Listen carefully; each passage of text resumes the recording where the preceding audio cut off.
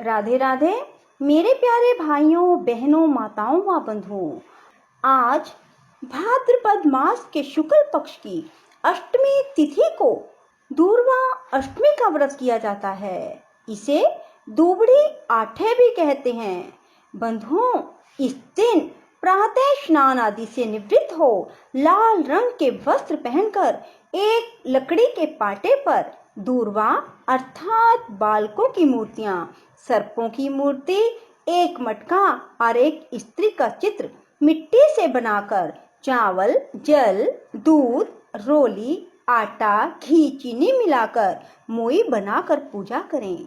गंध, पुष्प, धूप, दीप, खजूर, नारियल, अक्षत, माला आदि से मंत्रों से पूजा करें। त्वं दूर्वे अमृत जन्मासि वंदिता व सुरसुरे सौभाग्यम संतति कृत्वा सर्व कार्य करी भव। यथा शाखा प्रशाखा भी वीर स्त्री तासी महितले तथा ममामि संतानम देहि त्वं जरा मरे। मीठे बाजरा का बायना निकालकर दक्षिणा ब्लाउज रखकर सासू जी को पाए लग कर दें। फिर दुर्वा अष्टमी अर्थात दुबड़ी आठे की कथा सुनकर इस दिन ठंडा भोजन ग्रहण करें। दुर्गा अष्टमी अर्थात दुबड़ी आठे का व्रत करने से सुख, सौभाग्य व दुर्वा के अंकुरों के समान उनके कुल की वृद्धि होती है जो इस व्रत को करते हैं। ऐसी मान्यता है कि जब देवताओं ने समुद्र मंथन किया था तब अमृत की कुछ बूंदें दूर्वा पर गिर गई। अमृत के स्पर्श से दूर्वा अजर अमर हो गई।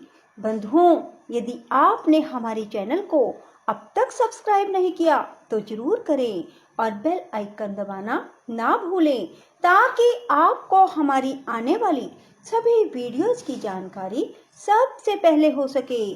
बंधुओं, वीडियो को पूरी सुनने के बाद कमेंट बॉक्स में ये दुबड़ी आठे की जरूर लिखें। एक साहूकार था, उसके 8 बेटे थे। बेटे विवाह योग्य हुए तो सबसे बड़े बेटे का विवाह तय कर दिया गया। विवाह का मुहूर्त दुर्वा अष्टमी का निकला। जब विवाह होने लगा तो फेरों के समय एक सर्प वहां आया और दूल्हे को डस लिया। साहूकार के बेटे की मृत्यु हो गई। सभी लड़कों के विवाह का मुहूर्त दुर्वा अष्टमी को निकला। इसी तरह साहूकार के 7 बेटों को सर्प ने डस लिया। 8वें बेटे का विवाह तय हुआ। लड़के की बहन का ससुराल किसी गांव में था। वह उसको लेने गया। लेकर जब वापस आने लगा तो बहन को प्यास लगी। बहन एक कुएं पर गई। वहां बेमाता कुछ बना रही थी और बार बार बिगाड़ रही थी। बहन ने पूछा, आप क्या कर रही हैं? तब बेमाता ने बताया कि एक साहूकार है जिसके 7 बेटे मर चुके हैं और 8वां भी मरने वाला है, तो उनके लिए ढकनी दे रही हूँ। क्यों? बहन ने पूछा, उसको बचाने का कोई उपाय है क्या? मैं उस भाई की अभागन बहन हूँ। अगर उसकी बहन बुआ यदि दुर्वा अष्टमी का व्रत एवं पूजन करती हो तो वह हर काम उल्टा करे और भाई को ताने मारे और बारात में साथ जावे, कुम्हार से हांडी ढक्कन सहित लावे, कच्चा करवा में दूध लावे। जब सरप डसने आवे और दूध पीने लगे तब हांडी का ढक्कन बंद कर उस पर कच्चा सूत लपेट कर बांध देवे तो काल की घड़ी टल जाएगी। उसके जीवन की रक्षा की जा सकती है। बस फिर क्या था, बहन उसी समय से ही ताने मारना शुरू हो गई। भाई ने सोचा बहन पानी पीने गई थी तब ठीक थी, शायद बहन को चोट फेट हो गई। बहन भाई को गालियां बकती रही। बड़ी मुश्किल के बाद दोनों घर पहुंचे। भाई का विधायक बिठाने लगे, इस करम फूटे को चौकी पर मत बिठाओ, सिला पर बिठाओ। जिद करने लगी तो सिला पर बिठाकर विनायक बिठाया।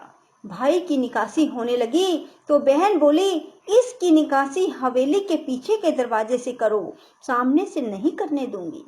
सब ने बहुत समझाया पर वह नहीं मानी। चिल्लाने लगी, सब ने कहा यह बीमार हो जाएगी, इसकी बात मान लो। पीछे के दरवाजे से निकासी करवाई, तभी सामने का दरवाजा गिर गया। सब ने कहा बहन ने भाई को बचा लिया, नहीं तो आज मर गया होता। अब गाजे बाजे से बारात जाने लगी तो बहन बोली मैं भी बारात में जाऊंगी। सब ने समझाया तेरी तबीयत ठीक नहीं है, औरतें बारात में नहीं जाती, पर बहन नहीं मानी, साथ गई। रास्ते में विश्राम करने के बाद बारात बरगद के पेड़ के नीचे रुकने लगी तो बहन बोली इसकी बारात धूप में रुकवाओ। सब ने समझाया पर नहीं मानी। तंग आकर बारात को धूप में रुकवाया गया, तभी बरगद का पेड़ गिर गया। सब ने कहा बहन की जिद ने सब बारातियों व भाई के जीवन की रक्षा की। भगवान जो करता है अच्छे के लिए करता है। बारात पहुंची, भाई तोरण मारने लगा तो बहन गालियां बकने लगी, इस करम फूटे का तोरण सामने के दरवाजे से नहीं करने दूंगी और आरती चौमुखे दीपक से नहीं करने दूंगी। पीछे के दरवाजे से तोरण मारो और जगमग खीरे की थाली भरकर आरती करो। सब ने लड़की वालों को कहा जो ये कहे वही करो, ये लाडली बहन है। तोरण मारने वक्त सामने का दरवाजा गिर गया। आरती करते समय ऊपर से सर्प आकर गिरा तो जगमगाते खीरे में जल गया। सब ने कहा खीरे नहीं होते तो सर्प काट खाता। फिर बहन जिद करके फेरों में बैठी, 2 फेरे होते ही सर्प आया। बहन ने पहले से ही करवे में कच्चा दूध रखा था। सर्प जैसे ही दूध पीने लगा, बहन ने सर्प की हांडी में डालकर ऊपर से कच्चे सूत की तांती बांध दी और गोड़े के नीचे दबा लिया। उसी समय नागिन आई और कहने लगी पापन हत्यारन छोड़ मेरे सर्पराज को। तब बहन बोली तेरे नागराज ने तो मेरे 7 भाइयों को डस लिया, पहले उन सब को जीवित कर। तू तो एक घड़ी में ही व्याकुल हो गई। मेरी 7 भाभियां कब से दुखी हैं। नागिन ने 7 भाइयों को जीवन दान दिया। पीछे बहन ने सर्पराज को छोड़ दिया। गाजे बाजे से दुल्हन लेकर 7 भाइयों के साथ बारात रवाना हुई। रास्ते में दुर्वा अष्टमी का व्रत आया। बहन ने बारात रुकवाई। 7 भाई भाभियों के साथ पूजन कर विधि विधान से कथा सुनाई। फिर भीगे मीठे बाजरे का बायना निकाला।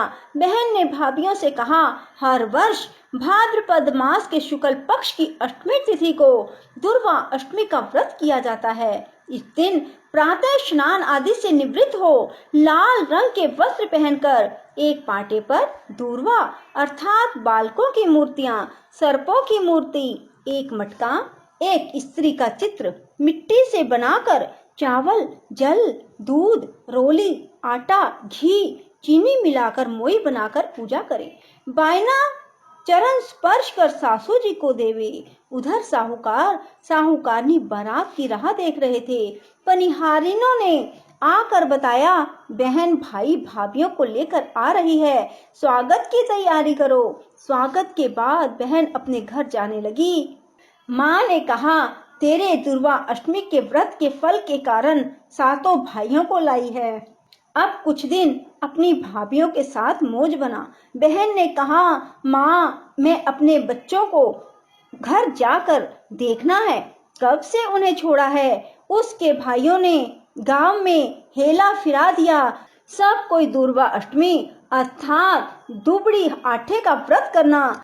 सब मेहमानों ने बहन की बड़ाई की। बहन को ढेर सारे उपहार कपड़े देकर मंगल गीत गाकर विदा किया। हे दुर्वा अष्टमी माता, जैसे उसके भाई को जीवन दान दिया सबको देना।